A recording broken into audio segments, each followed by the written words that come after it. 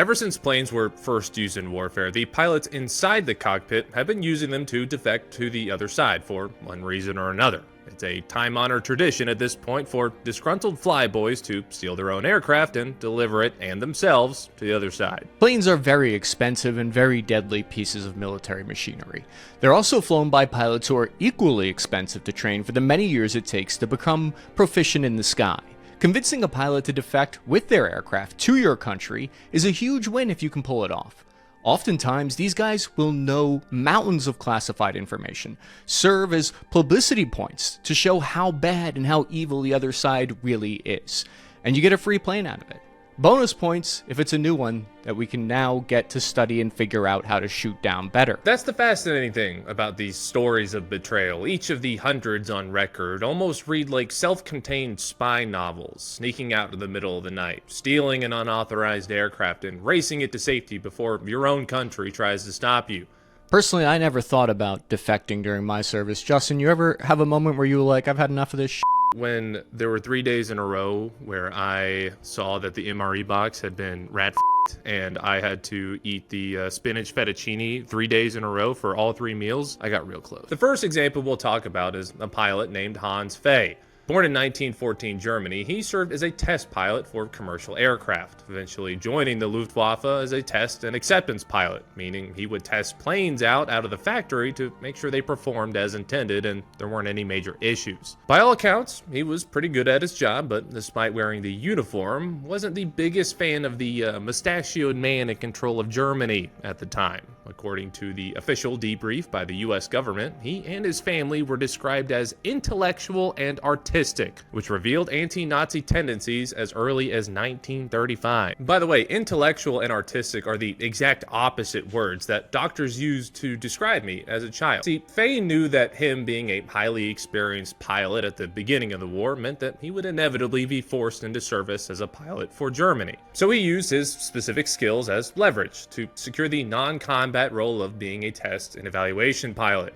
And that brings us to this, the Messerschmitt Me-262, the first operational jet fighter in history. The single-seat twin-engine airplane was a revolution in aircraft design, able to reach speeds far beyond anything the Allies had in their inventory. 1,430 of these were produced in total, and these were responsible for 542 aircraft shot down. The US and other allies were very keen to get their hands on one that was still intact and not a half-melted pile of crashed scrap metal, but Messerschmitts weren't exactly popping up on the military surplus section of the Facebook marketplace. Because Fay was assigned to be an inspector pilot for these in the late 1944 year. By then, the year wasn't going so hot for the Axis powers, and the lines on both fronts were quickly collapsing. While not flying them in combat, Fay was charged with ensuring that the newly produced Messerschmitts passed inspection. On March 30th, 1945, however, he got the orders to fly one of the test jets from a place that I'm going to pronounce this probably wrong. Schwäbisch Hall. Where the aircraft were being built, to Nuremberg and Andorre. Omelette de fromage. They would be out of range of Allied bombers and artillery. Like a good pilot, he and his team climbed into their respective aircraft in order to execute the movement. A total of 22 were ordered to be evacuated, and Fay was slotted to take off fourth in line. However, instead of following the rest of the formation, he yanked out the stick, pulling a hard 180, and headed straight for the American front line. It's worth noting that the Americans, and quite literally everyone except for Fay, didn't know this was going to happen. At any point, he very easily could have been intercepted and blown out of the friggin' sky. When an enemy plane is hurtling toward you in an active war zone, it's generally a shoot first, ask questions later kind of scenario. Well, his original plan was to take the jet to at least to the closest airfield he could find to it that wasn't littered with craters and anti-aircraft guns. The idea quickly had to change. After experiencing a small mountain of technical issues with the plane, he instead chose the closer city of Frankfurt at the Rhine-Main airfield, which was actively occupied by American forces. He was quickly spotted by security personnel protecting the runway, and despite the fact that a very obviously German warplane was now circling their airfield, no American troops fired on it. It was reported that one of the biggest reasons they didn't shoot at him was that the landing gear on the plane was down. If you're trying to start a strafing run, for example, having your landing gear deployed is a really dumb thing to do. So the Americans realized that he wasn't there to attack, he was actually trying to land. Now that last part reads like an end of the feel-good war movie where the main characters all realize the bad guys are just people too, and that at the end of the day we're all just humans who should love each other. But the reality is Fay just got really lucky. The landing gear was totally malfunctioning and stuck in the down position. This limited how far and fast he could fly and forced him to try to land at Frankfurt. They just as easily could have gotten stuck in the up position, which would have meant getting shot at and any landing attempt ending in a giant fireball. He surrendered to American custody with no fuss and immediately spilled all the juicy secrets of Germany's wonder weapon aeroplane. While very interested, the Americans were a little bit disappointed that the only thing the fancy Messerschmitt could do any better was go fast, and that the engines were prone to just blowing up randomly. But that leads to the big question: why defect in the first place? Why take that massive risk instead of just trying to survive the rest of the war that was very quickly coming to a very obvious end? Well, for Fay, it was a combination of things. First were the risks to his own life. Germany's manpower crisis was getting worse and worse by the day. The skies were increasingly more dangerous, and it wouldn't have been long before he joined the growing number of Luftwaffe pilots who were 6 feet under instead of 30,000 feet up. And while he had some ideological differences with what was left of the German government, the reason brought up over and over again during his interrogation was pretty simple. He just wanted to see his family again. It was revealed that he wanted to defect for a while at that point, both to get out of the fighting and provide information to the Allies that would help the war end sooner. The only reason he waited so long was because the hometown where his parents were living was still under German control. It just so happened that 10 days prior to him defecting, the American 7th Army seized it. The mission to relocate the jet was the perfect opportunity because he'd had enough fuel for a longer flight. After he managed to get home, that's kind of where his story ends. While the plane was sent back to Ohio for testing, Lay himself fell off the radar. There are no records of him being officially relocated by the Allies, and odds are he probably would have declined because obviously the man just wanted to go home to his family. He knew how to fly the plane, but not necessarily build it, so there wasn't a ton of incentive to try to bring him back over the pond. And while all traces of vague bits of media point to him having a relatively quiet life post-war and dying of old age like we all want to, the same could not be said for the jet he surrendered, which caught fire mid-flight in 1946, crashed, and exploded. Now, we all love a good story about a guy who just really loves mom and dad, but if you can't pull on the pilot's heartstrings, there's always the alternative, a fat cash reward so they can just go buy a better second family. During the Cold War, pilots in the Chinese Air Force were told that they would receive literal stacks of gold if they defected with their plane over to Taiwan. This led to 14 different defection attempts. Key word there is attempts, because some of them didn't quite stick the landing. But here's the thing. Most planes have a co-pilot, and the bigger the plane, the more crew members on it. So if you were the pilot of, say, a bomber that has 3 crew members, how do you convince them to just go along with your plan? Well, easy. You just don't. Enter Li Shibin, who in 1965 was a captain in the PLAF, the Chinese Air Force, and the lead crew member of an IL-28 medium bomber. Li had begun to dislike his job, unhappy how promotions were being selected, and complained about overall treatment of Air Force members under the relatively new communist regime. And if they treated the pilots bad, imagine how shitty it was for your standard grunt. Taiwan at the time would broadcast radio propaganda over to mainland China, bribing pilots with offers of gold and status if they flew their plane over. On November 11, 1965, Li decided to do just that. His task was to take the IL-28 on a routine training and navigation flight, fly a little loop, and then come back. After taking off from the airbase, he began the training mission and then proceeded to abruptly fly east toward Taiwan. His new target was Chiayi Air Base and the fat stack of cash that waited for him there. Here the details get a little murky. The plane had a rough landing to say the least, and the entire front of the fuselage was heavily damaged. Why the landing was so bad is still up for debate, as is pretty much every other detail of the operation. After Taiwanese crews rushed to the bomber, they found Li, the pilot, in relatively decent spirits. However, the gunner was KIA dead, and the navigator literally mid-kamikaze himself attempt. It was later found out that the pilot essentially forced the other crew members along, and neither wanted to actually defect. However, that's the boring part of the story, because things got really weird after the two survivors landed. What a Blue Falcon move. Now, Lee the pilot was given 125 kilograms of gold, while the navigator, who had been saved from trying to unalive himself, got 75. Lee then started working for the Taiwanese Air Force, rising all the way to a full bird colonel. However, he then made headlines after he complained that he was being mistreated by the military again. And it's kind of like if the girl you're dating says that all of her exes are crazy, it's kind of an indication that she is the actual problem there. He argued that he should have gotten all the gold, not just some of it, because the other guys didn't even want to defect, and that he should get more credit for the whole thing because it was his idea in the first place. He left the Air Force eventually and became a Canadian resident, only to be arrested by China after going to visit his mother, who was dying in the hospital.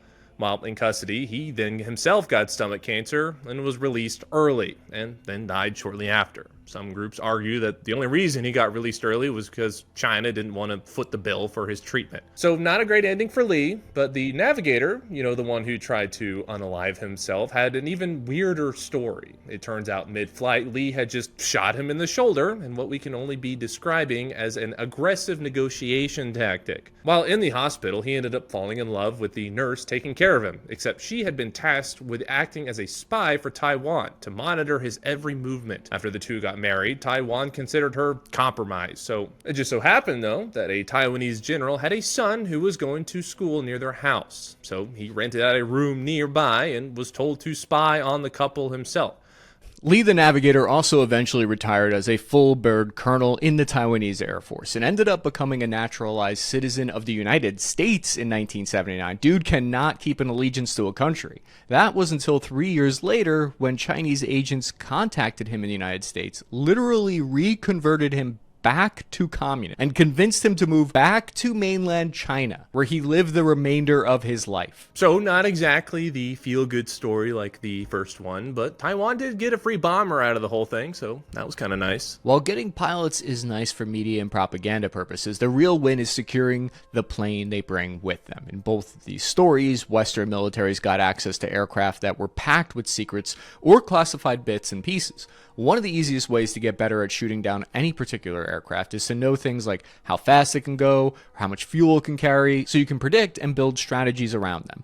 That's why there's so much incentive to sway pilots with hefty, often monetary rewards. That and, well, it's easier than the alternative method of obtaining enemy aircraft. Back in the day, one aircraft the West really wanted to get their hands on was the MiG-25 Foxbat. These were intercept fighters first introduced by the Soviets in 1970. At the time, the United States was freaking out a little bit over this plane because it could intercept high-altitude nuclear bombers and even spy planes.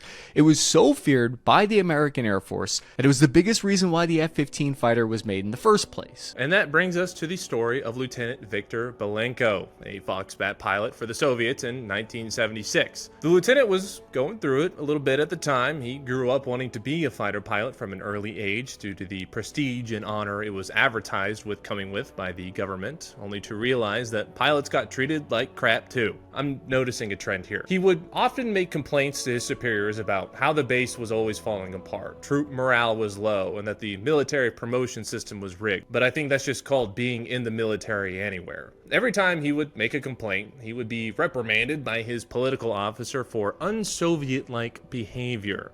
To really round out his adult life experience, his wife was fed up with living on a crappy military base, divorced him, and took the kids. A tale as old as time. So what does a pilot of a bleeding-edge fighter aircraft do that hates his job, country, and his ex-wife? That's right, you fly that shit to Japan and leave your old life behind. You know things must have been really bad because Japan didn't even have digital Waifus? Waifus. I think I have a waifu over here. Let me see if I can grab it.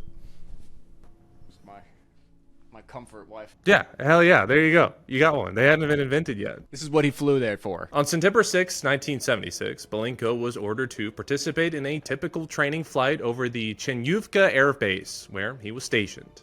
That airbase is tucked right in Russia's southeast corner and is, coincidentally, 430 miles from mainland Japan. After a short formation flight, Belenko unexpectedly dropped to a very low altitude and punched it out over the sea. At around 1:10 p.m., he and his MiG were picked up by Japanese air radars, and two F-4s were scrambled to intercept him. This was an important part of his plan. The map he had of Japan had approximate locations of things like air bases, but weren't good enough for actual navigation. The idea was that he'd link up with the Japanese interceptors, and they would guide him to a landing. The only downside is that Belenko chose a particularly cloudy day to do this. That meant that while the radars knew he was out flying around, they couldn't actually find him. The two F-4s had better visibility, but also had bad radars, so they couldn't find him either. Stuck in the clouds and not knowing where to go, Belenko took his Foxbat below the weather and spotted Hackaday Airfield, a small commercial civilian airport that focused more on tourists rather than military planes. He circled the airstrip 3 times before finally coming in for a landing. The only problem was that the airport wasn't designed for supersonic military aircraft, and the runway was exceptionally short. After dodging a Boeing 727 that was taking off, he slammed into the ground, exploding his front landing gear. Belenko then deployed the MiG's drogue chute, which was designed to help slow the plane down. Despite that, the aircraft still slid over 790 feet past the end of the runway into the grass and stopped just short before crashing into the airport's massive localizer antenna. It was reported that he only had 30 seconds of fuel left when he hit the ground. Because it was a tourist airport, naturally, a lot of people with cameras started swarming the aircraft and taking pictures. This then freaked out Belenko, who then drew his service pistol and fired into the air to disperse the crowd.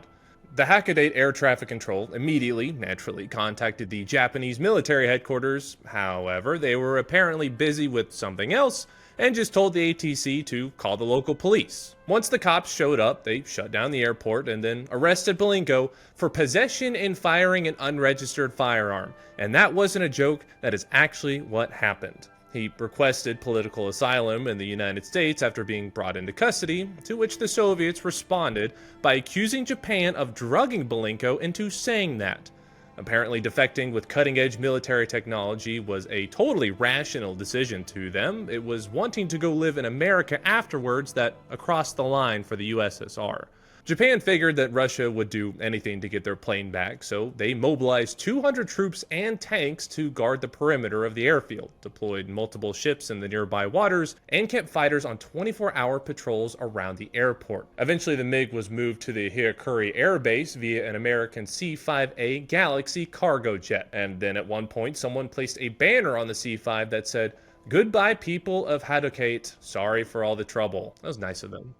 Afterwards, it was stripped down to every bit and bob, only for the West to find out that while the MiG-25 could fly very high and very fast, that's about where the party tricks ended. Turns out the US very much overcompensated with the F-15 fighter, but I'm not mad because that thing is fucking sick. The problem for Japan was that Russia started abducting their fishermen in retaliation. So after the West got all the info out of it that they wanted, they packed all the MiG parts into boxes, around 40 in total, and literally mailed them back to the Soviet Union. I don't think that they had the 2-day shipping back then, but probably needed the whole roll of stamps for that one.